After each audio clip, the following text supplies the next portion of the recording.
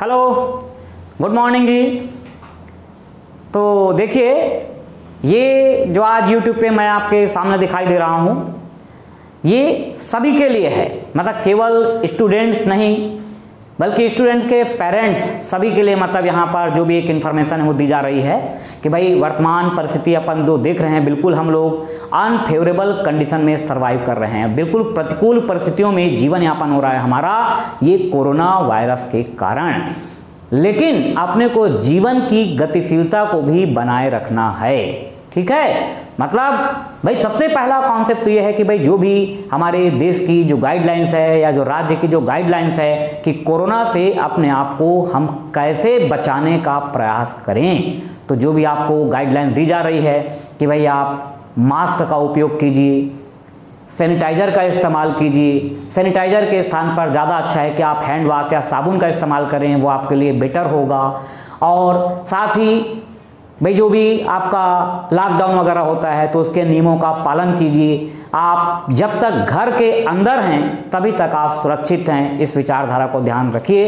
ये विचारधारा मेरी नहीं है, बल्कि देश के जो विभिन्न आपका मेडिकल डिपार्टमेंट से संबंधित या वैश्विक स्तर पर जो डॉक्टर्स लोगों हैं उनकी विचारधारा है, उसी को मैं आपके सामने यहाँ पर प्रस्तुत कर रहा हूँ। और मेरा आने का उद्देश्य ये है कि मुझे भी लगभग 26-27 साल हो गए पढ़ाते हुए छत्तीसगढ़ में, तो मान के चलिए कि 8-10 हज़ार या उससे भी ज़्यादा लोग तो मेरे स्टूडेंट ही हैं। तो मेरे स्टूडेंट से भी ये आग्रह है कि जो मेरा ये विचार है ये लोगों के बीच में प्रेषित करें कि घर में रहें और सुरक्षित रहें। लेकिन जब हम घर में रह रहे हैं तो मान के चलिए कि घर में भी खाली बैठे बैठे हम परेशान हो जाते हैं और वीडियोज वगैरह अधिक से अधिक हम देखने का प्रयास करते हैं। ठीक है, हम ऑनलाइन क्लास को प्रमोट कर रहे हैं, तो ऑनलाइन क्लास सीधी सी बात है कि एक मजबूरी है, ठीक है, कि भाई ऑफलाइन में क्या होता है कि निश्चित रूप से हम सभी प्रकार के डाउट्स वगैरह को क्लियर कर सकते हैं। हम अपने घर से किसी दूसरे स्थान पर पढ़ने के लिए आते हैं, एक प्रकार से एक्सरसाइज होता है। लेकिन जब हम घर के अंदर ही बैठे हुए हैं और वहाँ पर हम ये सोचें कि ऑनलाइन क्लास या वीडियो या कंप्यूटर के माध्यम से हम 2.5-3 घंटे तक का वीडियोज वगैरह को देख के ज्ञान को अर्जित करें, तो मेरे ख्याल से ये उचित नहीं है। मैं डॉक्टर नहीं हूँ, लेकिन मैं भी लगभग 26-27 साल से बायोलॉजी सब्जेक्ट को पढ़ा रहा हूं और ह्यूमन फिजियोलॉजी क्या होता है, हमारे शरीर की जैविक क्रियाएं किस तरीके से प्रभावित होती हैं, हमारा विजन किस तरीके से प्रभावित होता है, ये सारी चीज़ों का कॉन्सेप्ट मुझे भी लगभग क्लियर है।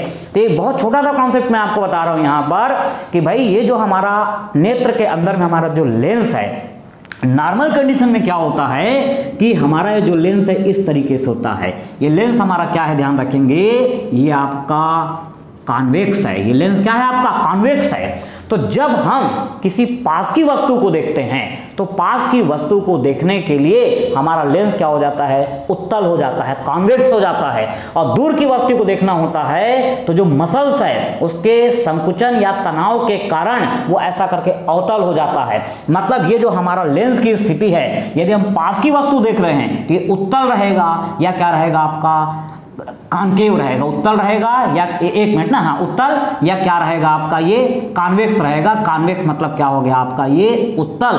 अब दूसरी एक सिचुएशन आती है इस तरीके से कि भाई जब हम यहाँ पर क्या होता है आपका कि दूर की वस्तु को देखने का प्रयास करेंगे, तो दूर की वस्तु को देखने का जब हम प्रयास करते हैं तो लेंस हमारा क्या हो जाता है, इस तरीके से अवतल स्थिति में आ जाता है। ये हमारा लेंस क्या हो जाएगा, अवतल हो जाएगा।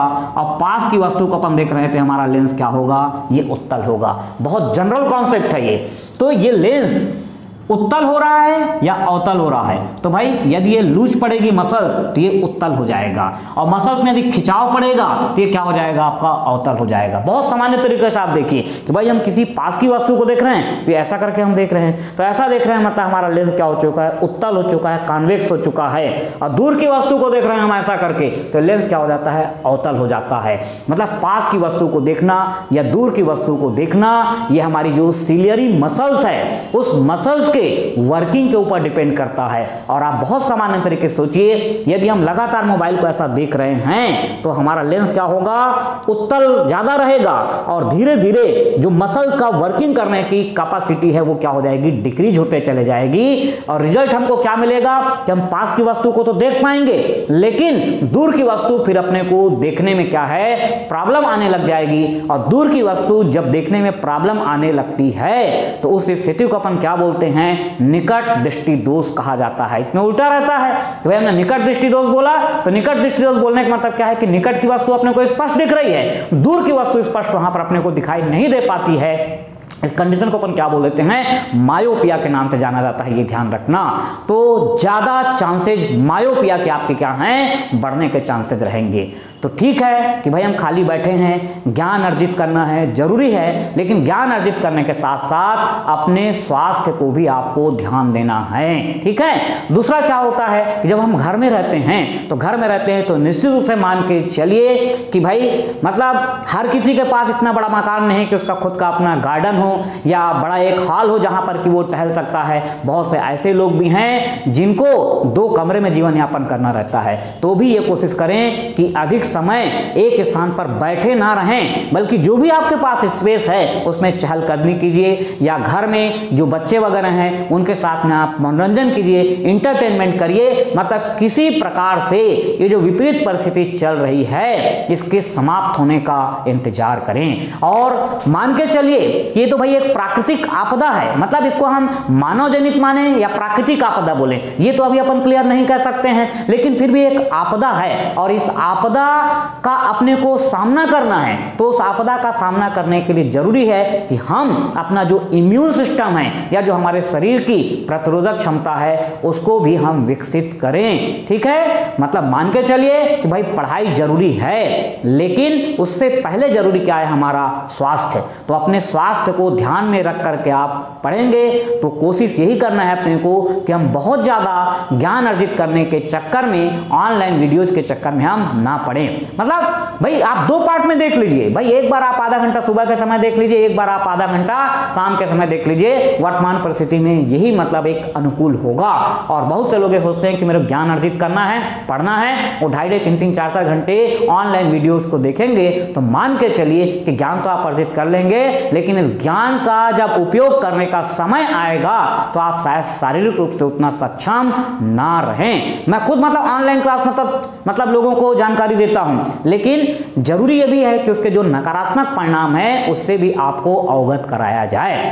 अभी हमारे पास प्रतिकूल परिस्थिति चल रही है, बहुत से बच्चे मुझसे संपर्क करते हैं कि सर इस खाली टाइम में क्या करें। बहुत सारे पेरेंट्स भी संपर्क करते हैं कि बच्चे क्या करें। तो सबसे बेटर ये है कि आपके पास जो भी बुक्स वगैरह है उस बुक्स वगैरह को खाली टाइम पर आप पढ़िए। ठीक है। बुक्स बोलने का मतलब क्या है कि भाई जब अपन किसी कॉम्पिटिटिव एग्जाम की तैयारी करते हैं, चाहे हम पीएससी की तैयारी करें चाहे एसएससी की तैयारी करें, मतलब जो नए बच्चे हैं, नए बच्चों के लिए तो हमारा कॉन्सेप्ट ये ध्यान रखना कि दिमाग से बिल्कुल निकाल दें कि हम पीएससी की तैयारी कर रहे हैं कि एसएससी की तैयारी कर रहे हैं। हमारा उद्देश्य होना चाहिए ज्ञान अर्जित करना। यदि हमारे पास नॉलेज है तो हम अपना भविष्य जिस दिशा में चाहे उस दिशा में उसको अपन टर्न कर सकते हैं। तो ज्ञान मतलब क्या चीज है ज्ञान?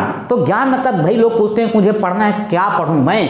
तो सबसे बढ़िया कॉन्सेप्ट यही होता है कि भाई घर में आपके जो छोटे बच्चे वगैरह पढ़ रहे हैं क्लास 5th से लेकर के आपका क्लास 5th क्लास 6th, तो इनकी जो बुक्स वगैरह होती है उस बुक्स को आप पढ़िए। और वैसे भी ये माना जाता है कि कोई भी प्रतियोगी परीक्षा की हम तैयारी करते हैं तो क्लास 6th से लेकर के क्लास 12th तक की जो बुक्स है अलग अलग सब्जेक्ट की, तो उसका यदि अपने को पूरा ज्ञान है तो देश के किसी भी कॉम्पिटिटिव एग्जाम में अबाउट 75 to 80% जो क्वेश्चंस होते हैं उसी क्लास 6 से लेके क्लास 12 तक की बुक्स से संबंधित होते हैं।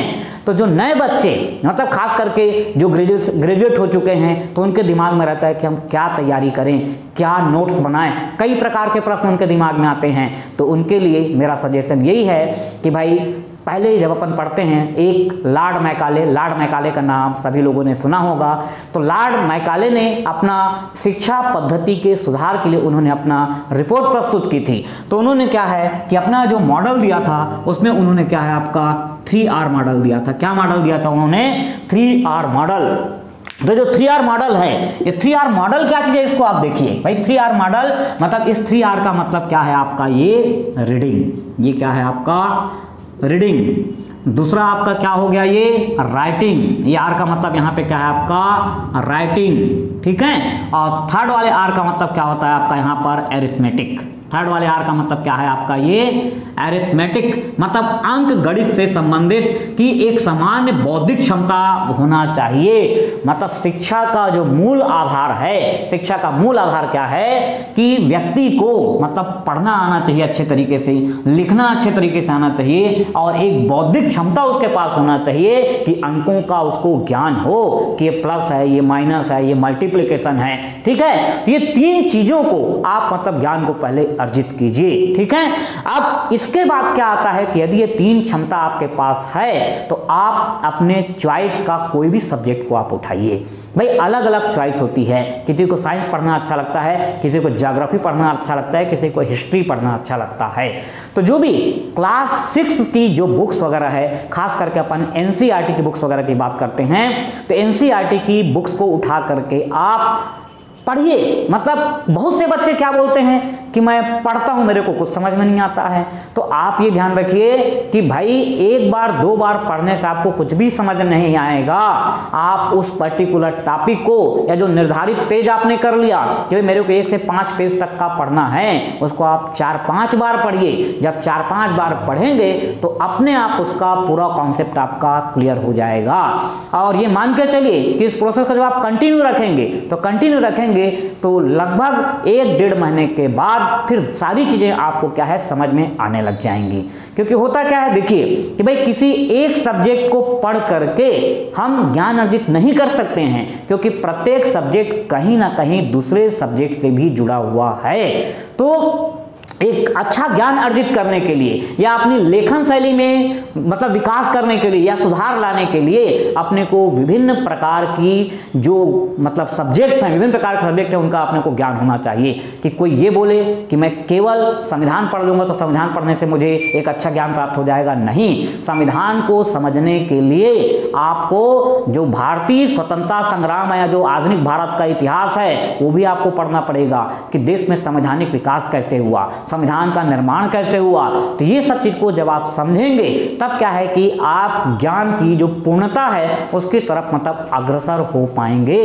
तो जो नए बच्चे हैं उनके लिए बिल्कुल ध्यान रखना, खास करके जो ग्रेजुएशन कर चुके हैं, सबसे पहले वो अपना बेसिक कॉन्सेप्ट को क्लियर करें। बेसिक कॉन्सेप्ट कहां से क्लियर होता है कि भाई सबसे पहले तो बिल्कुल जो नए स्टूडेंट है, न्यू स्टूडेंट क्या है कि कोई भी एक जीके की बेसिक बुक ले लें। जीके की बेसिक बुक बोलने का मतलब क्या होता है, एक आधार सामान्य ज्ञान करके लगभग 80-90 रुपए की पुस्तक आती है, उस पुस्तक को आप लीजिए, उसमें बेसिक ज्ञान रहता है। बेसिक ज्ञान क्या होता है, बेसिक ज्ञान मतलब यही कि भाई आपका महाद्वीप क्या है, महासागर क्या है, कौन सा बड़ा महासागर है, कौन सा सबसे गहरा महासागर है, ठीक है, संसार की सबसे ऊंची चोटी कौन सी है, ठीक, संसार का सबसे गहरा स्थान कौन सा है, विश्व में जो वन वगैरह पाए जाते हैं, घास के मैदान क्या होते हैं, ठीक है। ये मतलब आपका जो बेसिक चीजें कि भाई चंद्रमा पे सबसे पहले कौन पहुंचा, अंतरिक्ष में जाने वाला प्रथम पुरुष कौन था, महिला कौन थी, इसको अपन बोलते हैं बेसिक नॉलेज बोलते हैं। इसको आप पहले अर्जित कीजिए। अब जब ये बेसिक ज्ञान आपका क्लियर होते चले जाएगा तो जो मैंने आपको बताया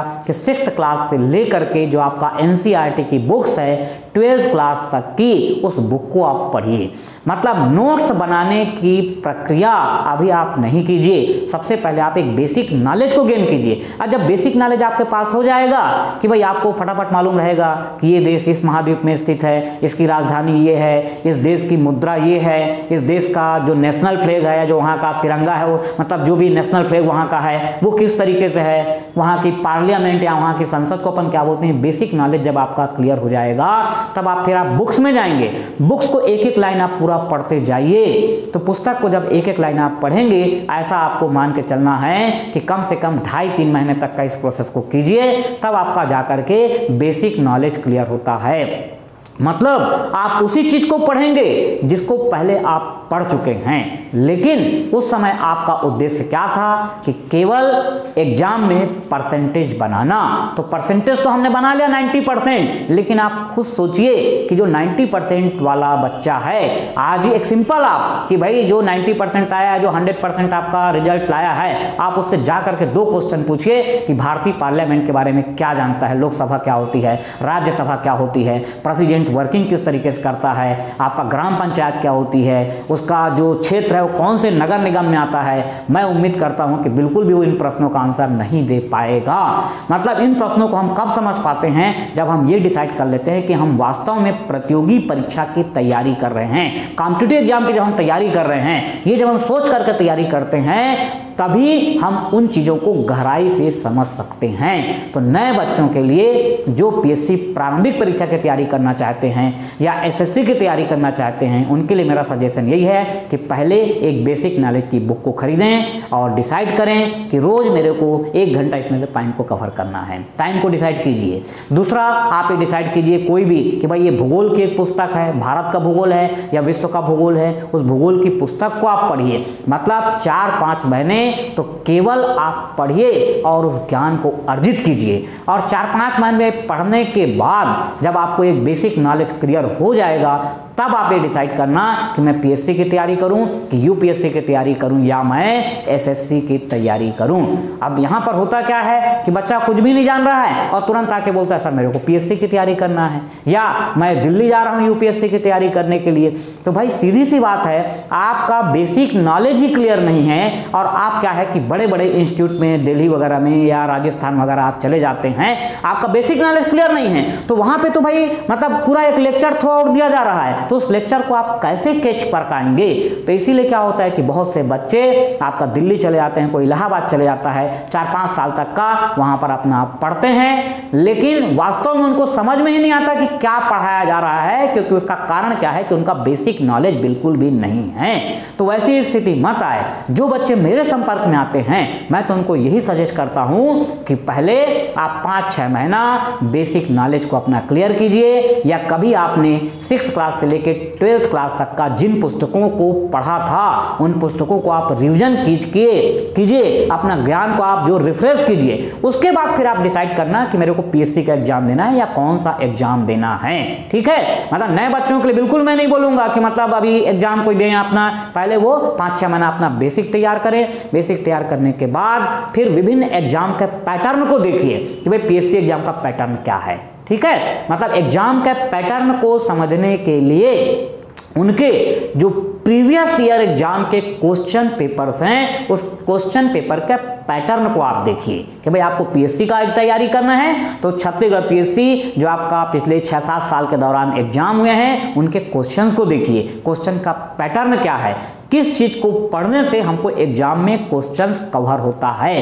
तो ये सारी चीजों को आप देखिए। ठीक है, दूसरा जो मैथ्स और रीजनिंग है, मैथ्स और रीजनिंग को बहुत स्ट्रांग कीजिए। बाकी जितना अलग अलग पार्ट रहता है कि भाई ज्योग्राफी से कितने क्वेश्चन आ रहे हैं, हिस्ट्री से कितने क्वेश्चन आ रहे हैं, कॉन्स्टिट्यूशन से कितने क्वेश्चन आ रहे हैं, तो ये सारी जानकारी आपको जो प्रीवियस ईयर एग्जाम के क्वेश्चन है उससे मिलेगी। तो ये तो हुआ हमारा कि भाई एक प्रारंभिक परीक्षा की अपनी तैयारी, और मेंस एग्जाम की तैयारी या मुख्य परीक्षा की तैयारी के लिए आपको तैयार होइए कि भाई जो बच्चा पीएससी मेंस की तैयारी करना चाह रहा है, तो पीएससी प्रारंभिक परीक्षा देने के पहले उसका मेंस एग्जाम की लगभग 50% तैयारी जब हो जाए, तभी वो प्रारंभिक परीक्षा को देने के बारे में सोचे।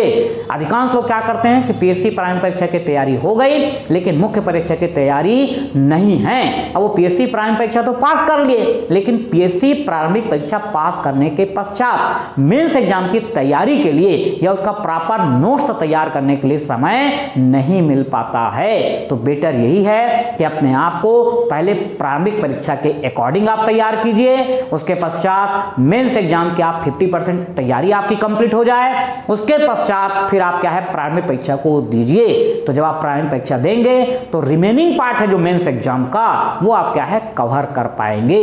दूसरा ये ध्यान रखिए कि नोट्स स्वयं बनाइए।